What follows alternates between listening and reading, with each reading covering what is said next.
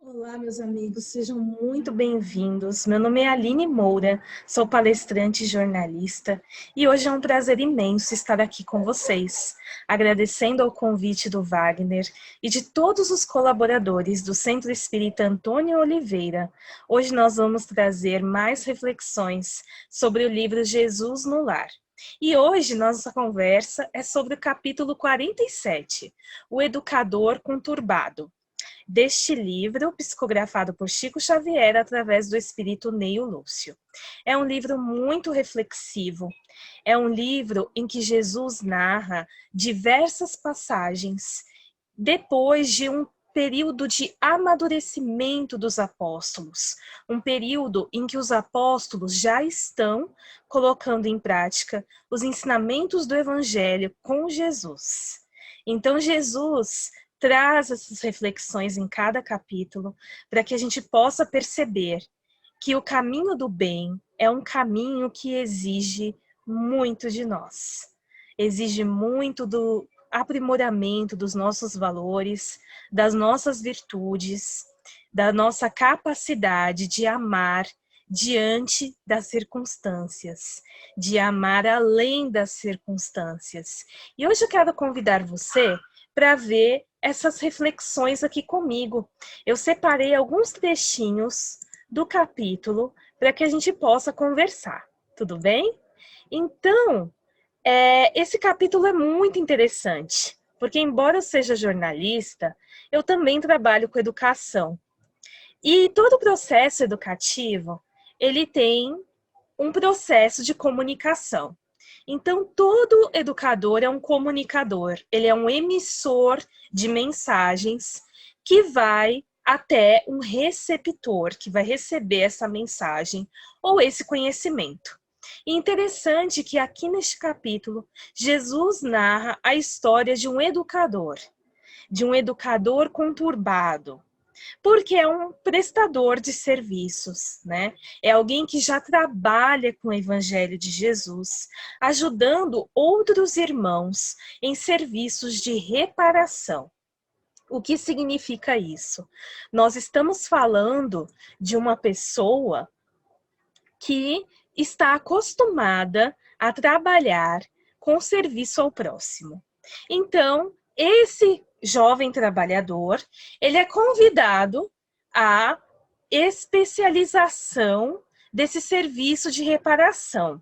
E a sua primeira pessoa, né, assistida neste trabalho é um jovem aleijado. Então, ele ajuda esse jovem a aprimorar-se para poder evoluir. Depois ainda, ele é convidado a ajudar uma velha coxa. E ele também tem sucesso nessa missão. E por último, ele é convidado a ajudar um homem chagado, um homem que tem a doença de Chagas. Então, até que um dia, cansado um pouco da existência na Terra, esse jovem começa a se sentir entediado. E então ele começa a implorar ao administrador celestial que ele possa ter a permissão de seguir na companhia dele na direção dos caminhos celestes, em direção ao céu. Então é como se ele já tivesse sentido que a missão de educador dele já estivesse cumprida, e assim ele estava pedindo permissão para poder subir, para poder avançar rumo ao céu. Então, esse administrador celestial, esse superior, esse supervisor, ele tenta demonstrar a este trabalhador que ainda existe um percurso, uma jornada a ser realizada para que esse caminho aconteça, para que esse desejo se faça presente.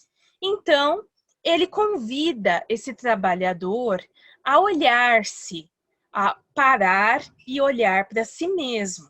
Como quem diz: olhe os teus pés irregulares, os teus braços deficientes, os teus olhos defeituosos. Primeiro, reajusta-se a si mesmo, a fim de elevar-se. Então, o disciplinador começou essa obra de aprimorar-se, de edificar-se, com muita esperança e otimismo. Porque, no fundo, o objetivo dele era subir, avançar aos caminhos celestiais. Então, ele estava otimista que tudo ia dar certo, e no final dessa jornada, ele ia conseguir o que ele tanto desejava. Só que ele não estava preparado para que, ao começar a reformar a si mesmo, ele visse o quanto ele feria aqueles que ele ajudou a aprimorar. Porque agora as críticas, o rigor, a disciplina, tudo que ele aplicava aos seus alunos, vamos colocar assim, né, aos seus assistidos, agora ele tinha que colocar a si mesmo. Então, isso começou a lhe doer, e lhe doer muito. E ao tentar consertar os próprios pés, os seus braços, os seus olhos, ele cai no chão infeliz e revoltado e começa a promover insultos e injúrias contra Deus.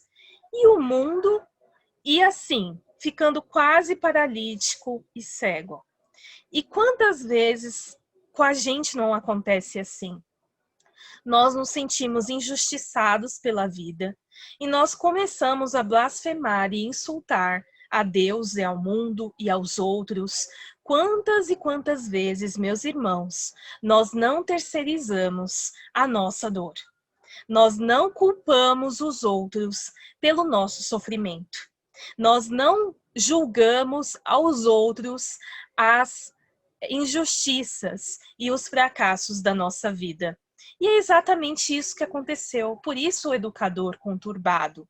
Porque quando ele começou a educar os outros para subir, para que os outros subissem, e esse processo educativo dava certo, ele se sentia bem, porque ele não precisava se reformar.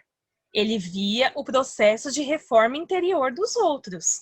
Mas quando ele sentiu esse processo na própria pele, doeu, e doeu muito.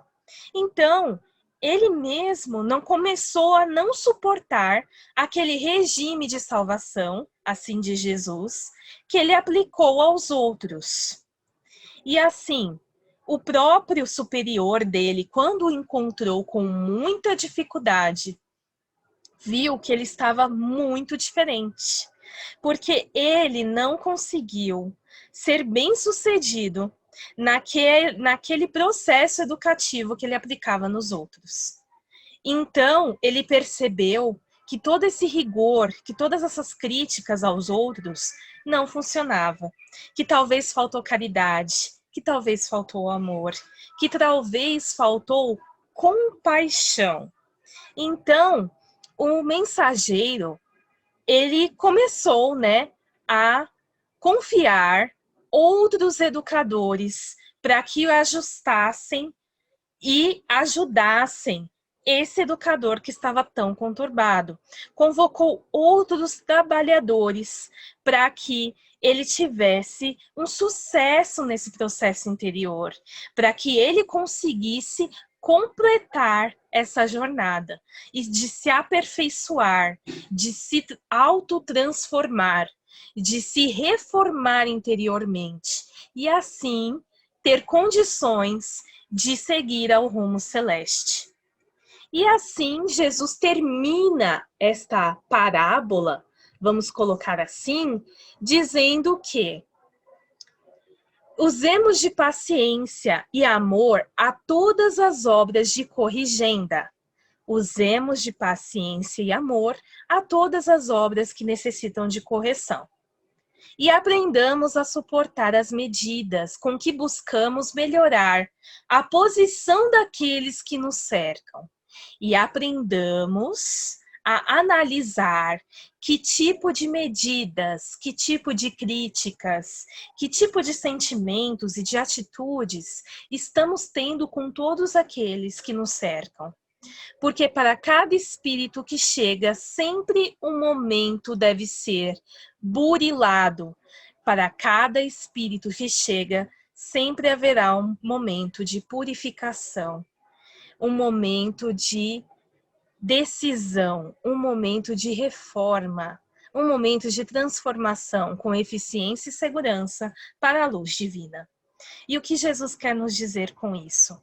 Que apliquemos aos outros aquilo que nós gostaríamos que fosse aplicado a nós.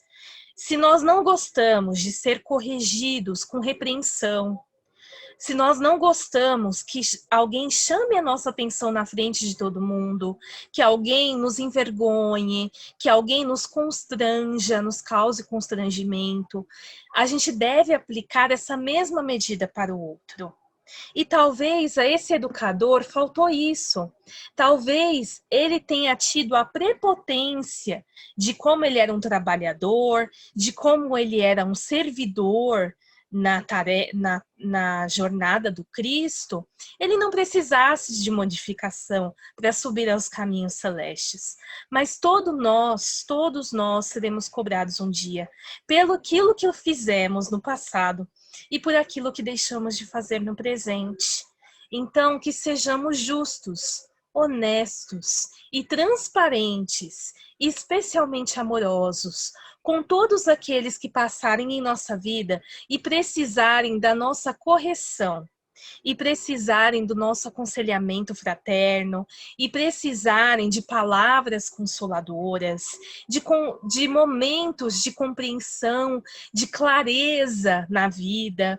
Sejamos gratos e sejamos especialmente delicados, gentis, com aqueles que confiam a nós esses momentos de abrir-se, esses momentos de abrir a nós os seus desejos e as suas dificuldades mais íntimas, depositando em nós esse tipo de esperança, esse tipo de alívio. Então sejamos especialmente gentis, pois cada pessoa que existe na Terra está enfrentando batalhas interiores muito difíceis, a quais o mundo já julga demais.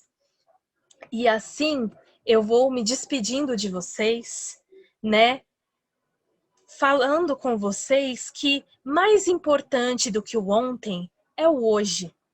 Porque se o hoje nós não amarmos, nós não consolarmos, nós não fizermos a nossa parte, o amanhã talvez não seja aquilo que tanto desejamos. Então plantemos o bem hoje, para que a nossa colheita do amanhã seja luminosa. Eu agradeço pelo convite e desejo que esta casa continue espalhando essa mensagem de luz e amor por onde quer que ela passe. Você pode acompanhar essa casa aqui no YouTube, e se você quiser me acompanhar no YouTube também, é só se inscrever no meu canal, Aline Moura Palestras. Um grande abraço para vocês e até a próxima oportunidade. Muita gratidão e luz. Muito obrigada.